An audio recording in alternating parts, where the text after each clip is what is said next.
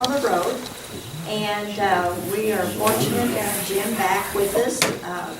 We enjoy listening to his lectures, and we learn something each time he's here. So, Jim, without further ado.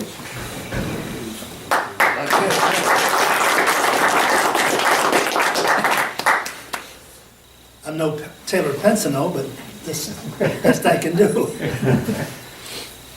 I've entitled today's talk, "In the Land of Poor Eyesight and Worse Memory, Williamson County, the Bootlegger War of 1926.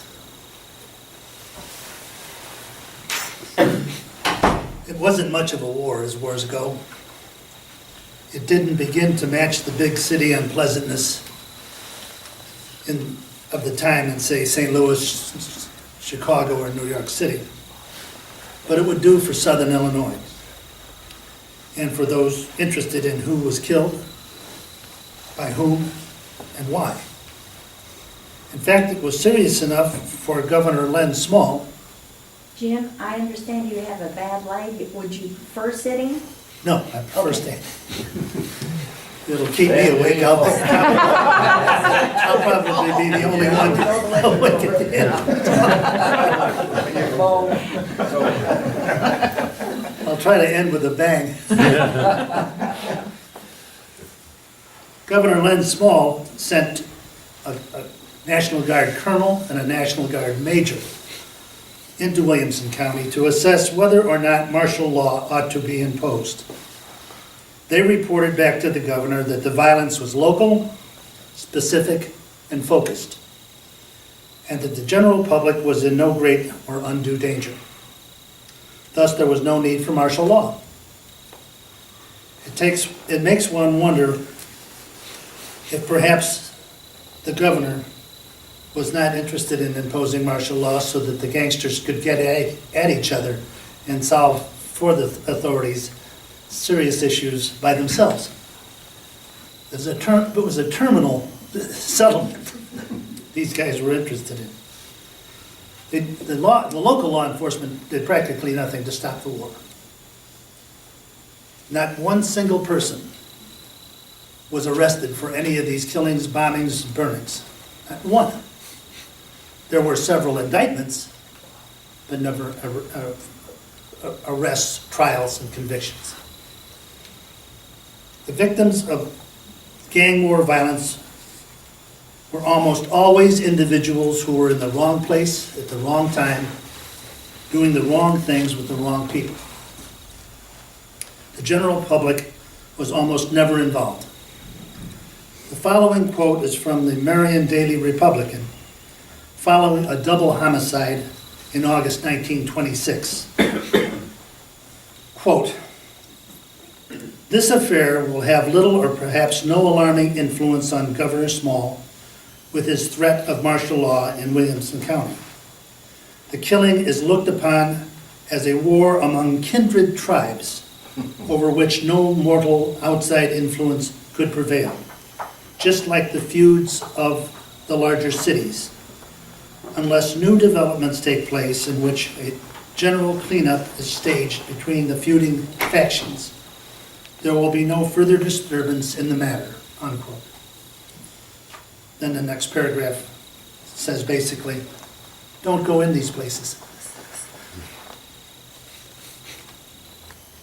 There were a number of reasons offered as to why Charlie Berger and Carl Sheldon went to war against one another. However, they all boil down to just two things: greed and fear. In the criminal world, it's winner take all. The control of the geographic territory was all important. Bootlegging, prostitution, and gambling require a place to be in order to conduct business. There was a need for buildings, parking lots, furniture, employees. It takes organization and infrastructure.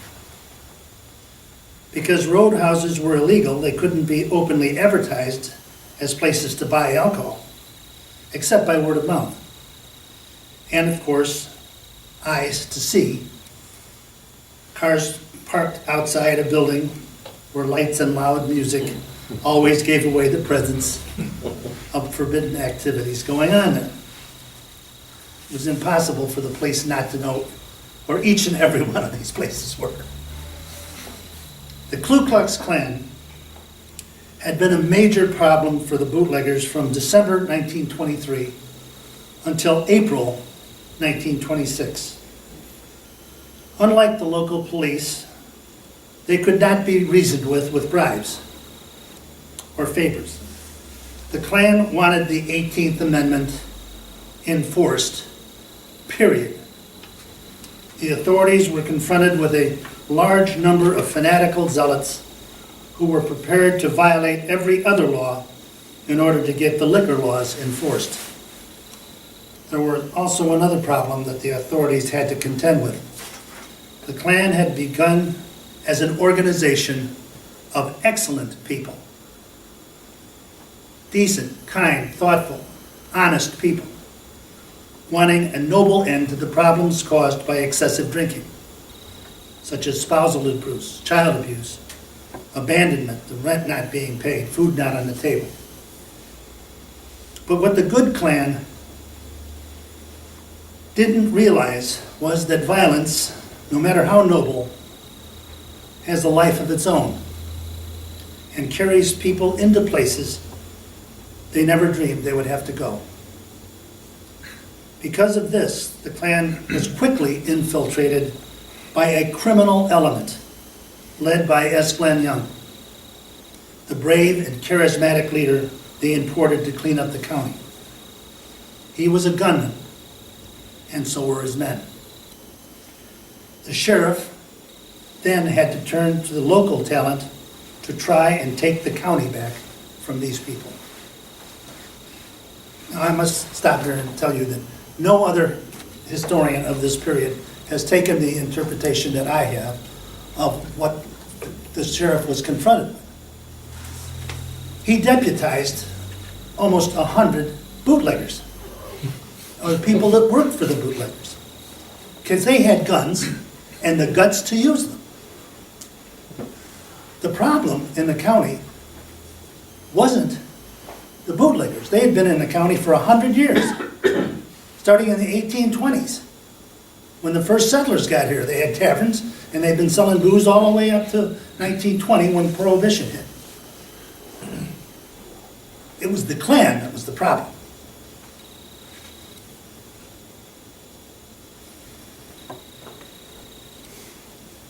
To do this, he deputized members of the Knights of the Flaming Circle, which were gangsters the Klan were trying to eliminate. This phase of the troubles in Williamson County has been called the Klan War. There were three events which brought this very serious criminal problem to an end. First, Young was shot to death on January 23rd, 1925 by the chief ranger of the Knights, who was himself killed during a confrontation in the cigar store off the lobby of the European Hotel in Harem.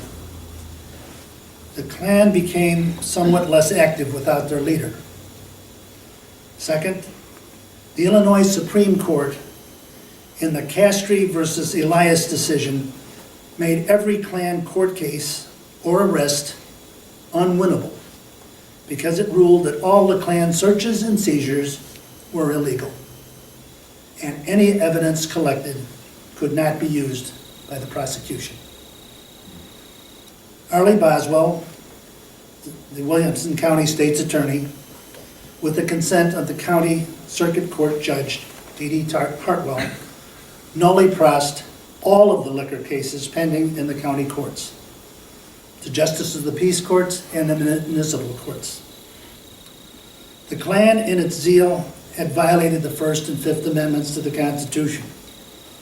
Law enforcement has rules of conduct that must be followed in all search and seizure cases.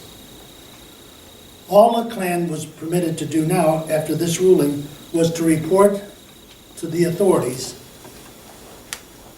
any suspicions that illegal activity was going on. if they could no longer raid anymore, and if they did, the Klan could be prosecuted. Thirdly, the Klan had so terrorized the county that the civil and legal authorities were willing to go to great lengths to suppress the Klan, even to the point of conspiring to kill the known Klan leaders.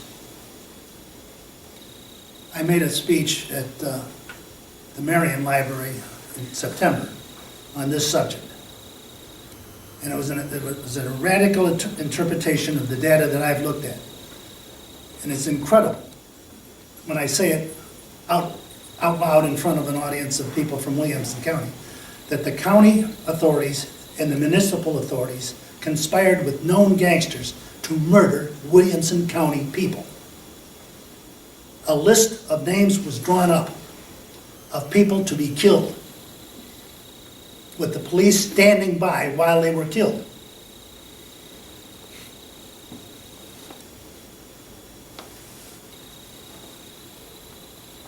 The Knights, as I told you, had been deputized and went on a rampage on April 13, 1926, shooting up Heron and killing 3 Klansmen in what has been called the Election Day riot. If what happened on Election Day in Heron was a riot, then the invasion at Normandy was a riot. It was an assassination attempt. That spasm of violence drove the Klan completely out of the liquor raiding business. I know it sounds extreme to say that the county and city officials would conspire with known gangsters, but the Klan members were the troublemakers. The liquor interests had been in the county for 100 years. They were not the problem. The Klan was. In any event, the Klan was driven from the field of combat, so the reason for the marriage of convenience between Carl and Charlie was no longer there to cement their cohabitation in the county. In 1926, there were over 30 working mines in Williamson County. The payroll of these mines was in the millions in cash each week. A very large number of miners were young, unattached, transients, who were looking for girls, booze, and gambling as a pleasant diversion from a week in the coal pits. The laws of supply and demand were never repealed. What the miners demanded, the suppliers were more than happy to supply or provide for a price.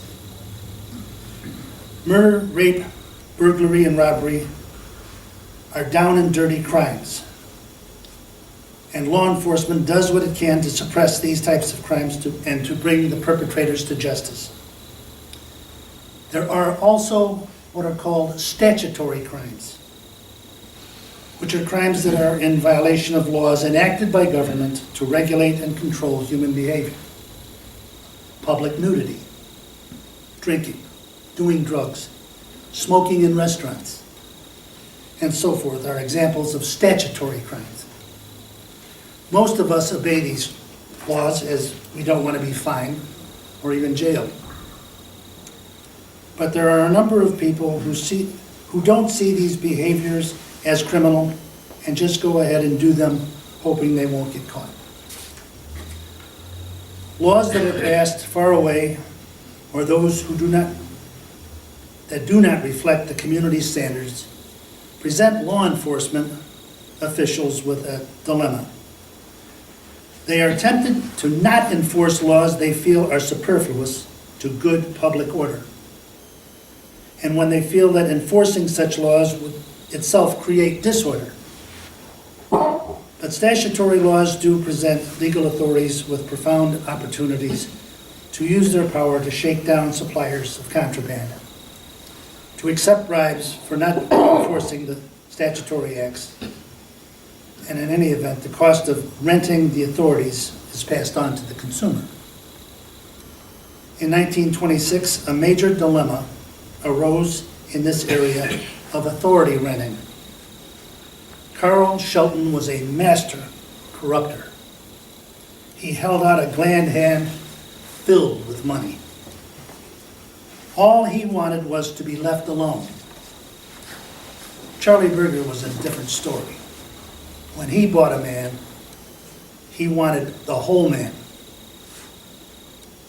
He wanted the man to become part of his organization, to hurt his competition, and to protect his interests. The law was to shut down his enemies, and Charlie wanted an active partner in business when he bribed somebody. The Sheldons were not shy or weak, but they were realists. They did not buck honest government or honest policemen. If they couldn't corrupt in one place, they moved on, for there are always people willing to take money for doing nothing. But they were not just going to walk away from the miners' millions in Williamson County. They stayed to fight, but only until they saw that the deck was stacked against them. Charlie saw to it that they were disarmed. He had the mayor of Heron and his entire police force seize all of Carl's guns stashed in the Palace Hotel at 109 South Park Avenue. The mayor took maybe 50 guns of all types and calibers back to City Hall and put them in jail. When Carl returned to Heron from East St. Louis, which was the site of his major money-making area, East St. Louis and that Collinsville, that area, he went to the mayor and asked for his property back.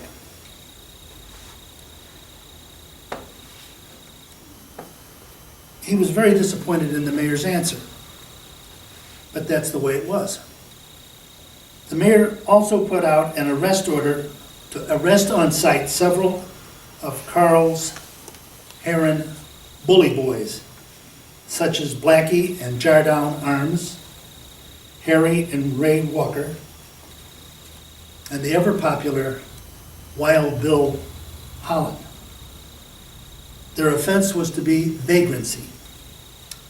These charges couldn't stick, but it was back to East St. Louis for the Sheldons. They did very little to regain their liquor business, but they did cause Charlie as much damage as they could by burning down a number of his speakeasies. Was Charlie, was that Marshall McCormick that was mayor at the time? Yes, sir. Huh? Yes, sir. Okay. I was trying to fit the time. I would like to say that Marshall did that in the name of law and order, but he did that on the orders of Charlie. Charlie ordered him to take those guns. Marshall served 2 years in federal penitentiary for prohibition violations. I would like to say publicly that Marshall McCormick was an extraordinarily brave man and a good man. This was a very, very difficult time for people in Williamson County and Heron in particular. And he did what he did because these are the cards that were dealt to him. And I don't think any of us should judge him. I have enormous respect for him myself. But Charlie's days were numbered.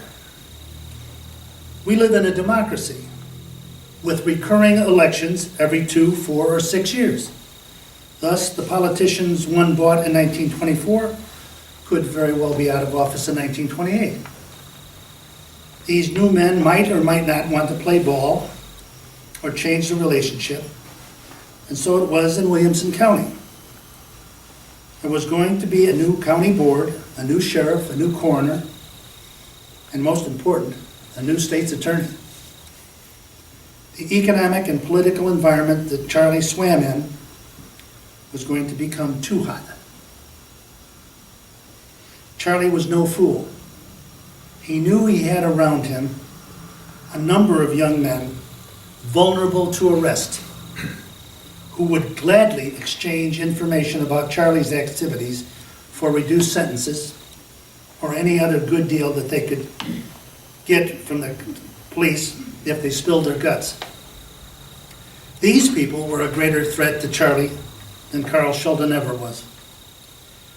Charlie either allowed or ordered the termination of some of these men.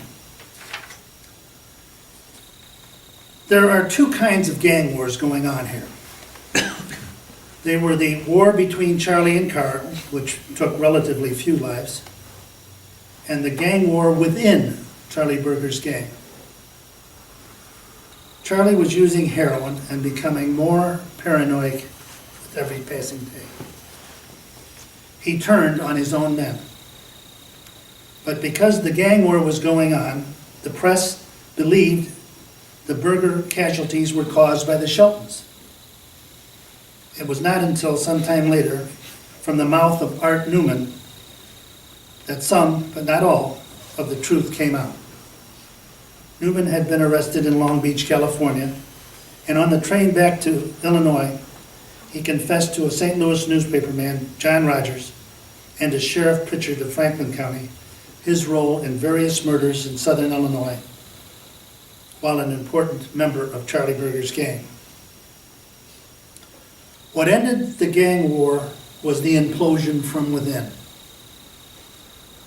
But from my perspective, the single most important event that ended Charlie's reign of criminal activity was the murder of Ethel Price in January 1927. It was a rapid ride downhill for his entire organization, from the moment his men dropped her pregnant body down an abandoned mine shaft. Charlie was ultimately tried and found guilty of participating in the murder of Joe Adams of West City, but in reality he was executed for his involvement in the killing of Ethel. Her death cost him the goodwill that he had cultivated over 20 years of criminal activity in southern Illinois. Now, I promised you a gang war. So now let's take a look at a couple of events that took place in this war. I've selected two murders, probably committed by Charlie and his men, that could be properly called spectacular murders. There was more violence in the form of bombings, beatings, and burnings, to be sure, but these two crimes seem to represent the essence of what was happening between Charlie and the Sheldon gang. When I delivered these monographs, I almost always quote relevant passages from the Dean of Williamson County History, Paul Engel, in his book, Bloody Williamson, a chapter in American lawlessness. Highly recommend it. There is a special section, the principal events, chapter by chapter. In chapter 12, the gang war, Engel offers the following, quote, August 22, 1926, Harry Walker and Everett Smith kill each other in a roadhouse brawl, unquote. Now, as you know, I always look a little deeper into what Paul Engel says, and have inevitably found that he's been wrong. When I described the nature of the wounds inflicted in the backs of these two young men to my lovely wife, she said, "They must have been hugging." Although it was well known that Harry and Everett were good friends, I don't believe for a minute they hugged each other to death. In fact, I believe they were victims of a double assassination perpetrated by two of Charlie's most deadly gunmen. Even though Art Newman was indicted for these killings by State's Attorney Arlie Boswell, in all likelihood, he was only probably half a team. The others may have been Steve George, Riley Alabam Simons, or Ratto Millish, who were all known to have killed people before. In spite of indictments being brought, no one was ever arrested, tried, or found guilty for these murders. Harry and Everett were Shelton heavy hitters. Harry was out on a $20,000 bond after being accused of killing Otis Clark in September of 1925. Otis was reputed to have been the striker who took C.K. McDowell, the Lister mine superintendent, off to the side shortly after McDowell's surrender subsequently having been joined by his pal, Oscar Howard, murdered the mine superintendent. Otis had worked for the Sheltons as a roadhouse manager, but had left the Sheltons to join the criminal element of the Klan, which he decided offered him more money faster. It was believed that Carl had him snuffed because Otis knew too much about what the Shelton operations were.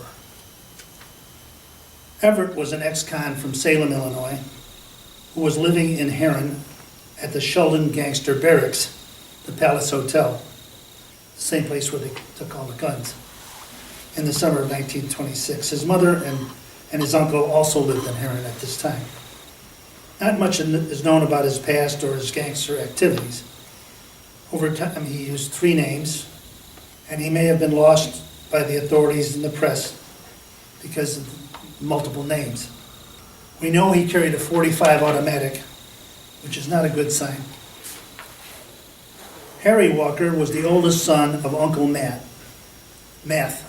Albert Matthews Walker, Special Deputy to George Galligan, until fired by the county board for being entirely too wet.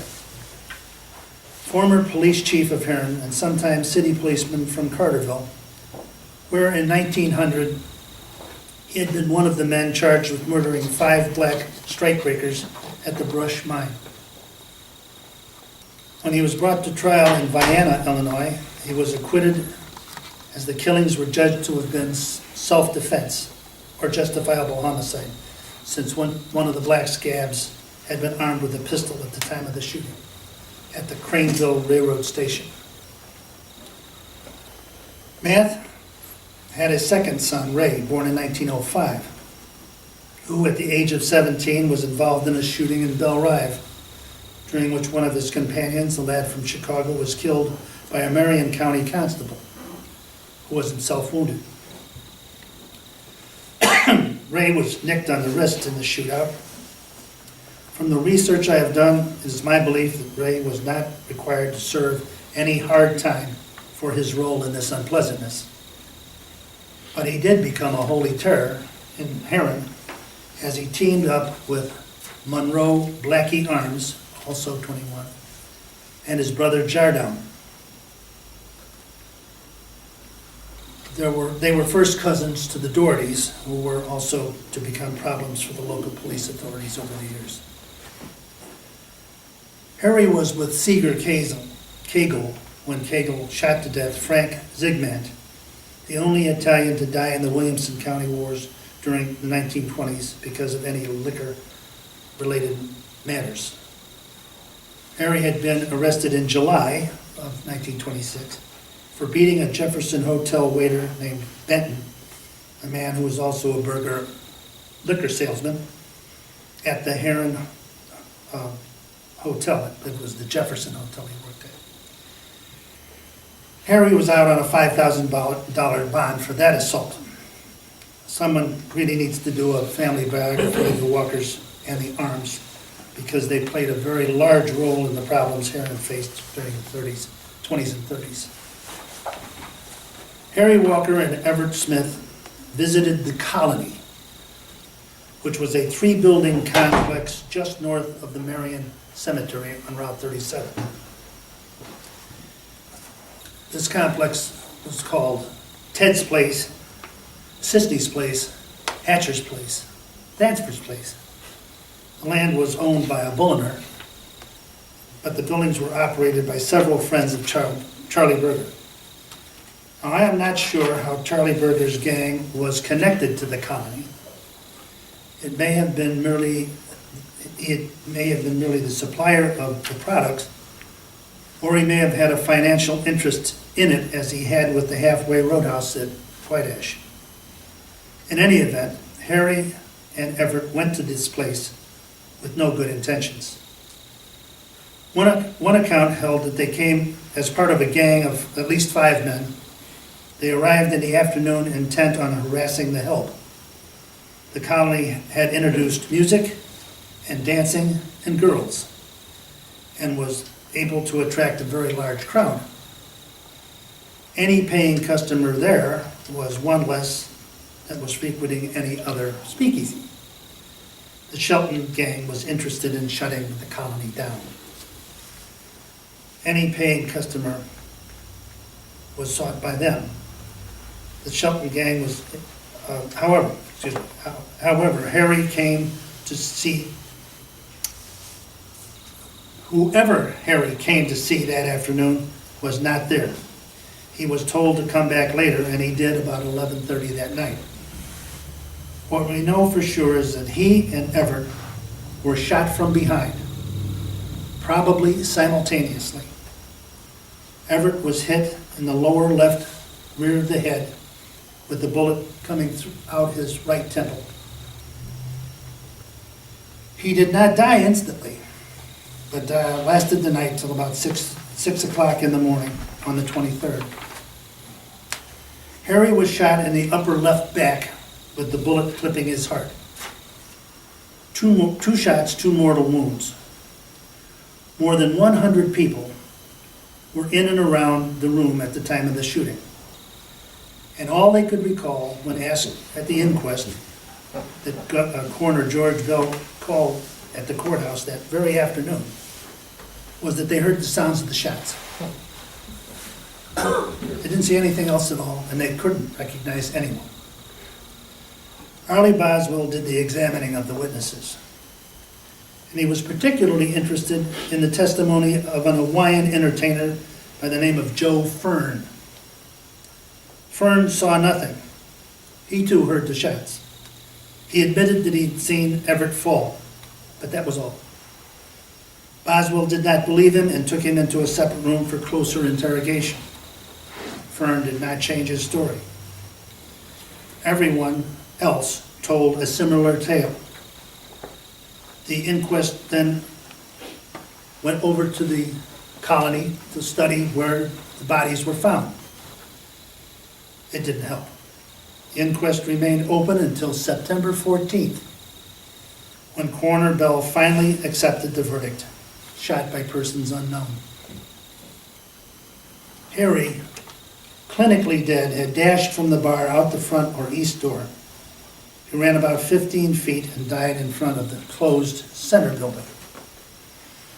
He left a wife and 2 children. He was 38. Everett was 34. He had no known family other than his mom and uncle. The second killing of Sheldon men was to be discussed today involved the death of William B. Wild Bill Holland. Also born in 1905, 21 years old, a young man whose dad had killed a fellow miner in a knife fight. When Wild Bill was just a child, was raised by his mom under very trying circumstances. He was called Wild Bill for good reason. He was wild, as evidenced by the fact that at the age of 16, he killed a man named Cox. He was one of Shelton's heavy hitters in Herring. As a matter of fact, as an aside, on April 13th, the so-called day of the election riot, it was he who confronted John H. Smith, who was the proprietor of the garage on Monroe, who was harassing an Italian-American nun for trying to vote. Wild Bill walked up behind Smith and whacked him over the head with the butt of a pistol. Smith was able to get away and went and hid in his garage with his son-in-law. And that day, of course, that garage was shot to pieces twice by the deputies, and they were about to attack it for a third time and wipe out all those Klansmen inside when the National Guard showed up, like the cavalry, and saved the day. They left Smith's garage, drove over to the Masonic Temple, and that's where you had the shootout there with the 3 Klansmen killed. By the way, one of the descendants of one of the men killed said that his grandfather was not a Klansman. He was there to help his uncle, who was a Klansman. Now, whether he was a Klansman or not, we don't know.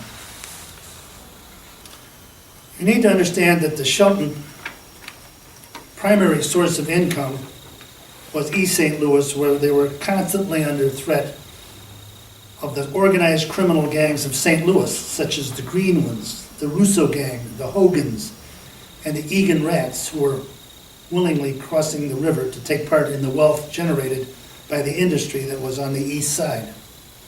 The Cuckoos, a Syrian immigrant gang, were frequently called upon by the Sheldons to do some heavy lifting whenever they thought somebody needed to be eliminated. The Cuckoos were correctly named. They also imploded after wantonly killing several St. Louisans and were suppressed by the St. Louis police very vigorously. The mid-20s was a time of inter-gang violence of great intensity. Many people were killed as the gangs in various locales tried to sort out territories just like they did here in southern Illinois. The inter-gang violence saved the Sheltons from being driven out of East St. Louis. The Egan Rats were decimated by the prosecution of the top leadership as a result of good police work in solving a mail truck robbery. The remnants of the Rats left for Kansas City and Chicago, where they made names for themselves in Chicago as Capone's American Boys. They were responsible for the St. Valentine's Day Massacre in 1929.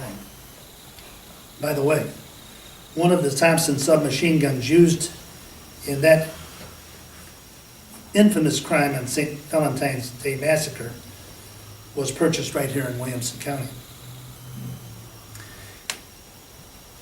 In any event, a submachine gun was used in the murder of Wild Bill. He, Max Pulliam, and Max's wife Mildred left Jean's or Grover's place on Stopper Road just east of the CB&Q tracks east of town.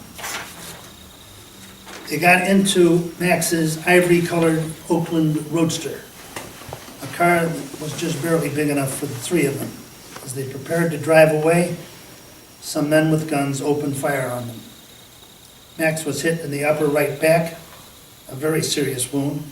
His wife was shot in the right arm and leg, but not as seriously. Poor Wild Bill got the full burst of fire and was hit 18 times. He did not suffer.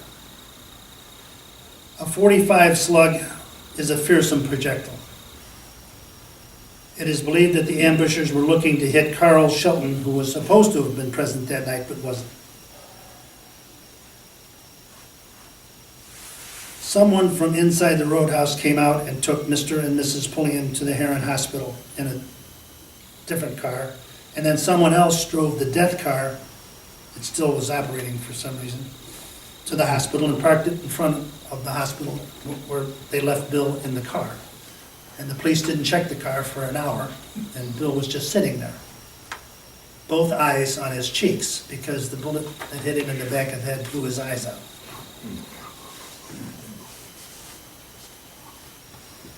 And when the policeman opened the door, his thumb fell onto the cutter.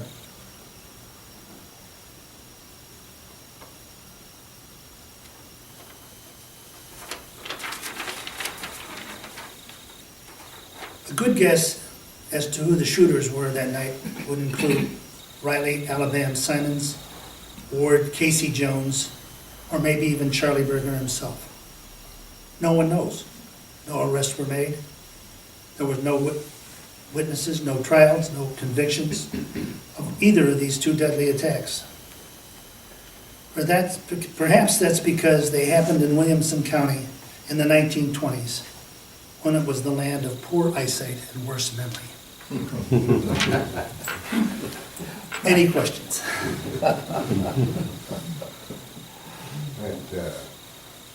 You talked about Harry Walker, and you mentioned Ray Walker.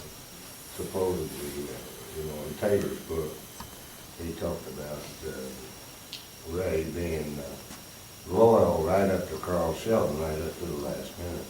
In fact, he witnessed the killing of Carl Sheldon. That's also true. And I thought it was interesting because a friend of mine, Ray was her great uncle or something like that, anyway, when she went over to take over a family house that had been left and had to put certain people into the funeral home, he came in here, and she talked to him, you know, was talking about, you know, he was a real nice person and everything, but the last thing he says is, "You never seen me." And I think a lot of these guys, after all this was over with, they went on to live a different life in a different area, and they weren't even, well, they weren't recognized, because they all had prices on their head. They Yeah, all- well, Ray had a contract put on him by the Chicago outfit, Yeah, and he went to Colorado, where he spent some time. We don't know how long he was out there, but when he came back, he went to work for the Heron Italian-American family, not Moroni, Moroso or something like that. They had gambling and liquor and ladies up in the Quad Cities, and he worked for them until he died. He was 72, I think, when he died. So is that Harry? That was Ray. Ray. Ray. Ray evidently got the contract taken off him. Somebody went to Chicago and talked him out of hitting him, because they were able to show that he no longer had any connection with the Sheltons, whatever. But the Sheltons were all shot up. Carl was killed in 47, Bernie was killed in 48. Dallas was killed in 50, not Dallas,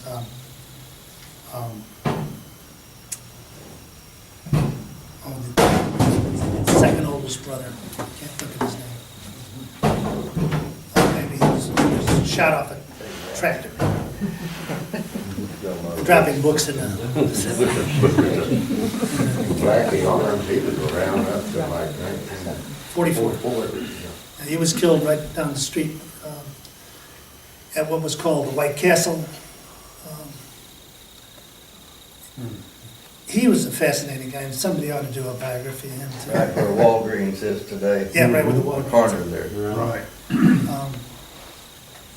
He went up against a guy named Tommy Propst.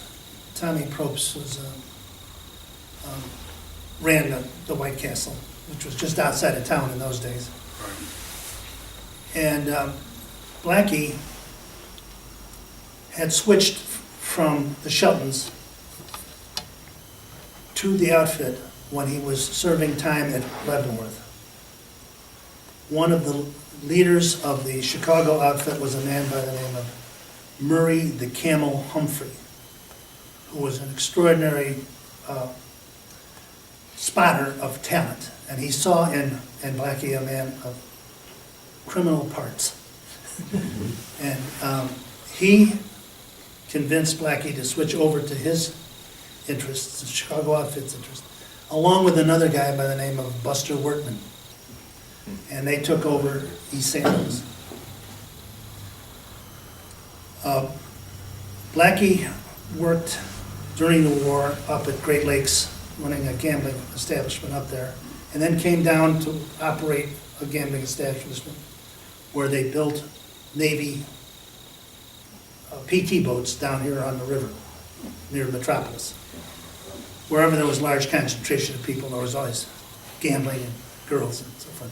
Blackie was always involved with that sort of thing. He came up to Ziegler, and they played a game with a little cup and dice, and would roll the dice, and they would bet on the outcome of the roll of the dice. And he took a saloon away from a guy with the roll of the dice. Came down here and thought he'd do the same thing to Tommy Probst and take the White Castle away from him.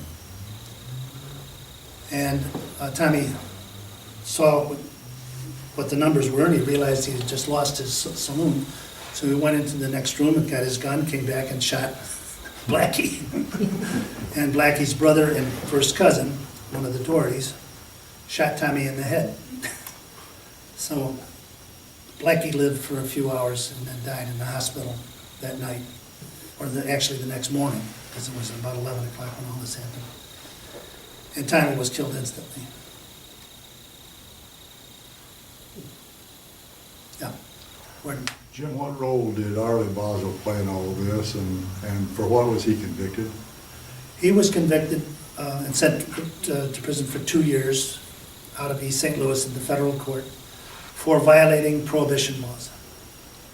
But when they looked at his bank account, he had $82,000 in the bank, and his wages, which would be about $4,000 a year, they wondered how he could get $82,000, you know. And he said, well, I mixed fines that we collected in the county with my own income. That accounts for how I got $82,000. But that's not true. Arlie Boswell was intimately connected with Charlie Berger in one of the scams that Lori Price may have been involved in. Now remember, none of these people were ever tried, and were never found guilty in a court of law, so these are, you know, I'm standing up here saying they did all these things, but we don't have any confirmation in a court of law. This is what we think happened. So,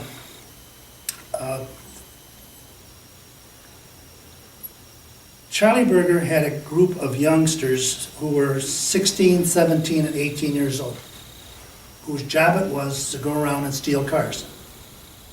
He was a regular Fagin. Charlie had access to a number of barns where they would put these stolen cars. And then someone who was victimized and lost a car would be told, well, maybe if you put a reward up for your lost car, it could be found. Lori found 19 of them. And there was always a reward associated with each finding. And Arlie, Charlie, and Lori all shared in whatever reward there was.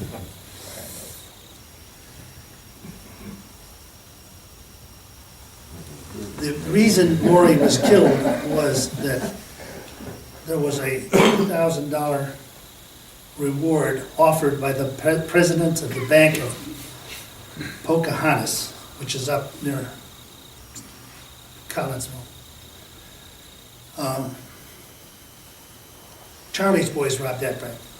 Shelton boys tried to rob a bank in Staunton. That seemed to be lucrative territory up there. Anyway, the Staunton Bank was not robbed because the police got there before they could do it. But the president of the bank was told by Lori that he could supply the names of the robbers to his bank. Unfortunately, the president of the bank contacted Arlie Boswell, the state's attorney of Williamson County. And Arlie, it's believed, told Charlie, you've got to do something about Lori or he's going to sink us all. So in January, they went to Lori's house and took both him and his wife and murdered them both that night. But as I said in my paper, killing Ethel killed him.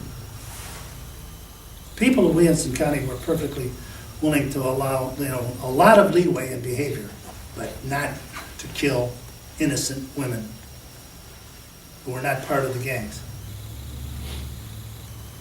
And they insisted that he suffer a supreme penalty. Did you say she was pregnant also? It's about 7, 8 months pregnant. What were the circumstances on capturing them? I mean, where did they, I'm sorry? Lori and his wife, what were the Oh, circumstances? they went to the house, they weren't there, they were shopping. I think she went over to her mother's house. They lived close by. And then they came back about midnight and went in and told them to get their coats on and come on. They put Ethel in one car and took Lori over to Shady Rest.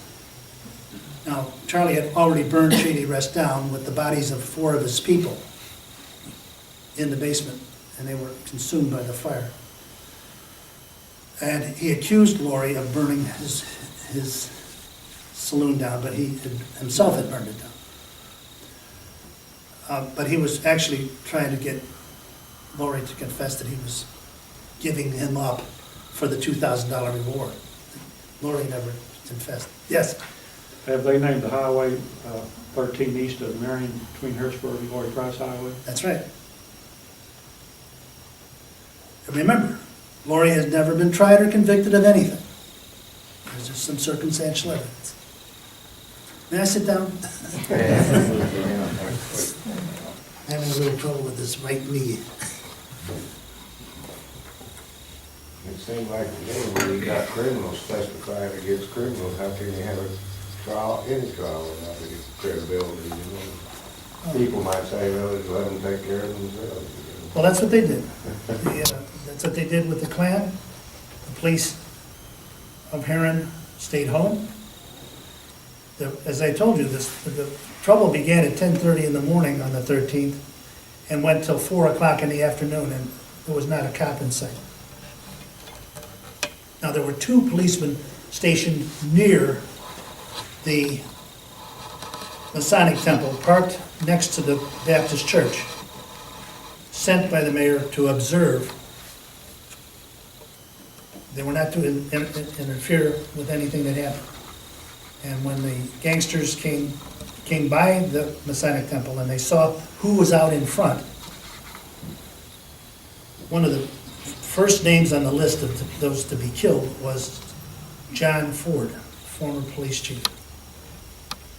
And at that time, working in the county court, and had access to a lot of information that could be very seriously damaging to both the Sheltons and the Burgers. So they were determined to kill him and John Smith, who had taken over the leadership of the Klan after Young died. Now, Smith was not killed. He had been hit over the head and was sad, but he wasn't hit. He and his son-in-law and some others went into this garage, and they had built a redoubt made of springs from cars and trucks. It's a big round thing welded together so that they could hide inside of it and not get hit by bullets. That garage was shot to pieces. Jim, what was at the very beginning of your talk, you mentioned the colonel of the national, or the state, I guess, of militia. Davis was his name. What was his name? Davis. He apparently, just a little side thing to that, a friend of mine, J.C. Hughes. Now, a lot of you may know J.C. and you probably don't. His dad was the head of the Union, Fox Hughes, at that time, and he lived over on 9th Street, 201 South 9th. J.C. went to school at the University of Illinois, and this was 1941-42, and he was in the ROTC at that time. Well, apparently, as this same fellow was in charge of the University of Illinois ROTC, which was big at that time, we were facing this World War II situation. And while he was in line, he went through the line of the kids all lined up there, standing attention, and he saw Hughes, Heron, Illinois. So that immediately rang a bell with him. It was just, he was here after the massacre here for some time. He says, Hughes says, how many men were killed in that massacre down at Heron? He said, 22, sir. He says, how many were convicted of that massacre, Hughes? He said, none, sir. And he said, do you call that justice, Hughes? He said, they were scabs, sir. That was the end of the conversation. That settles that. This guy, if you don't know J.C., he is a great guy. He was the most decorated United States soldier after the Vietnam War in the United States. He had been in 3 wars. He had been in the infantry, he had been in the paratroopers, and he was a commanding officer at that time over a couple of the big camps there that the Viet Cong attacked. Yeah. He was at one of them. His nickname was Corncob Hughes. Yes. Corncob Hughes, and he always smoked a Missouri Meerschaum pipe, and they gave him a lifetime supply of pipes by him smoking those pipes with their name on it. And he ended up in the war, lived out in Colorado for years, and he come back to Heron quite often, and he has died a few years ago. But at that time, the Illinois National Guard had been to Heron, I don't know, 5 or 6 times probably, during those 3 or 4 In the years. 20s, the Guard was called to Heron 6 times. 6 times. 6 times. So they knew the situation pretty well down here. The unit in Carbondale came most often, and they really didn't like Heron. Yeah. Hey, it was a pain in the neck, though. But then Salem came, and Jacksonville came, and Carroll came, and Salem came. So they tried to spread them around so they Uh-huh. didn't. Well, things quieted down as soon as they came. And then Oh, yeah. they got, after they left. Not one single guardsman was ever insulted, assaulted, or harmed. The minute they showed up, everything stopped. When they pulled up in front of Smith's garage to stop the third and final attack on the garage, which would probably have resulted in Smith and his son-in-law being killed, because they were actually going to go inside and finish them off. When they pulled up, there was only 20 of them, and they lined up in front of the garage. The gangsters went back west on Monroe Street, got in their cars, circled around, and came down Harrison, and that's when they went by the hospital. They went down about 2 blocks east. They said, hey, it's one of the guys we're looking for. So they turned around and came back in a drive-by situation. So the National Guard was down at Smith's garage while they were shooting the That's Masonic right. Temple same time. That's exactly right. And the two police officers there and witnessed the whole thing drove over to Smith's garage to find out if Colonel Davis had any orders for them, and they said, yes, I want you to go to the front door of the hospital and guard it, so nobody goes in and gets any of the wounded that are in there.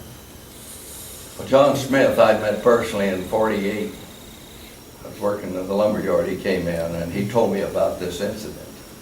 Well, he got away without getting, he was, a guy by the name of Noble Weaver walked up to him and shot at him point blank in the face. And the bullet missed him, but the powder burned his cheek and his neck. And he went down and then crawled into the foyer there of the Masonic Temple. And Mac Sizemore pulled his gun, and that's when he was hit. And then his brother, Ben, tried to protect him and drag him into the temple too, and he was hit 8 times.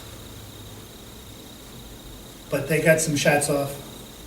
Harlan Ford killed 2 of the gangsters, a guy by the name of Charlie Briggs, and a very close personal friend of Charlie's, a guy by the name of Orb Treadway.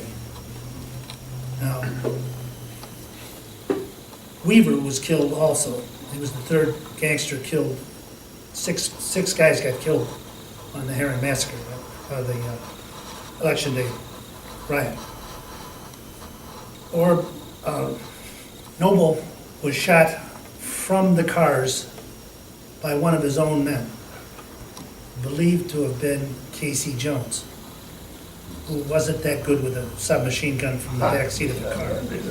And then, it's a very difficult gun to handle even when you got space, but if you're in the back seat of the car, you can't make too many mistakes with machine gun spreading bullets out. And that was what killed Noble.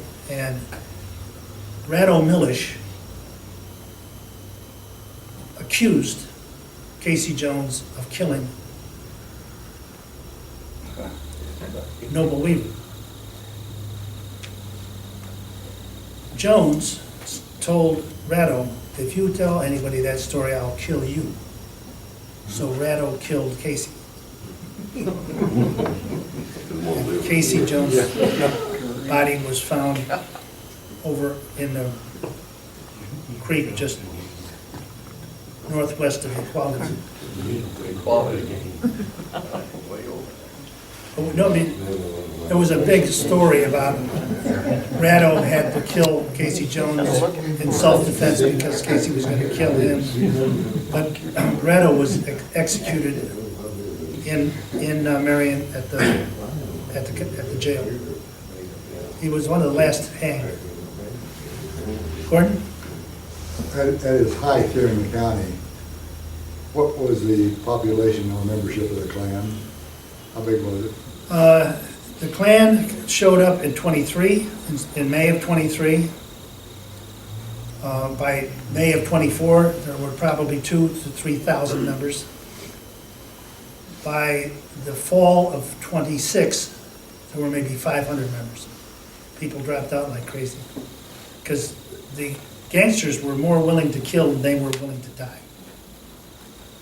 Well, prohibition was everywhere in the United States. What made this area so unique about the crime and for such a rural area?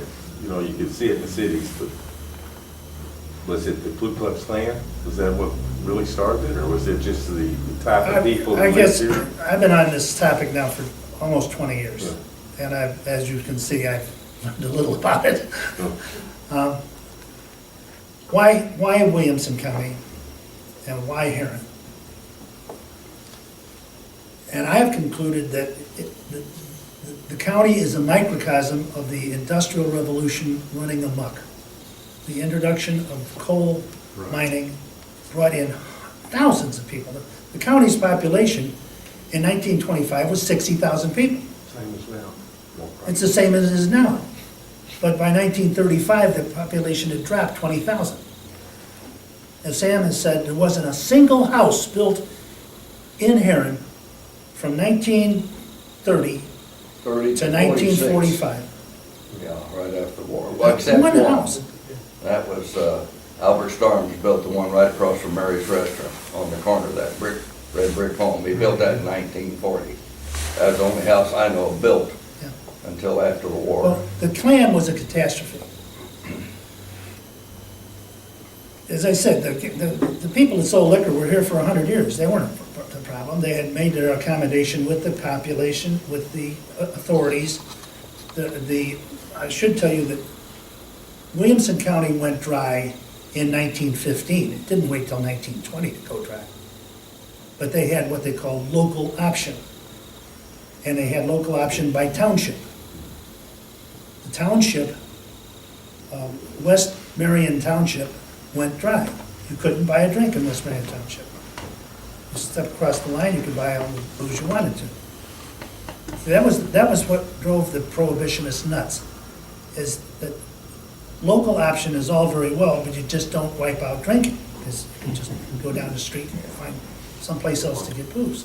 Saline County had that up in the 50s. Yeah, Muddy north of town was wet, and Harrisburg was dry. All that area was dry. tell me about it. Township. I came down here in '63 to hunt deer, and if we were thirsty, that's where we went to Muddy. Yeah. Those days are going by. But it was very crowded. They had a very good business up there during deer season. Well, if there's nothing else, let's call Jen.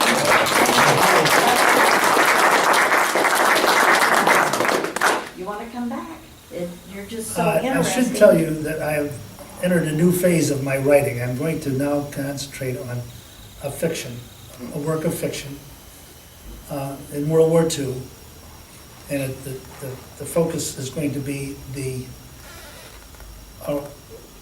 firing of Benito Mussolini and his arrest, and how the American CIA, well, the OSS, assisted the Italians in getting rid of that son of a bitch.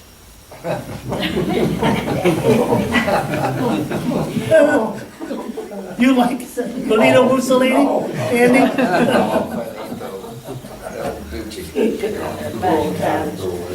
You know, we'd like to know if there's anyone else that would like to give a talk, you know, about their family, or on any subject pertaining to history.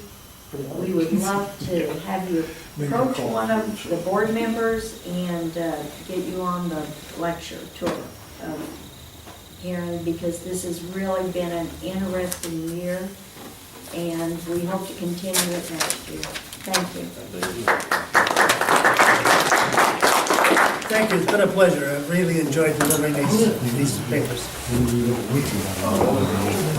Just two of us.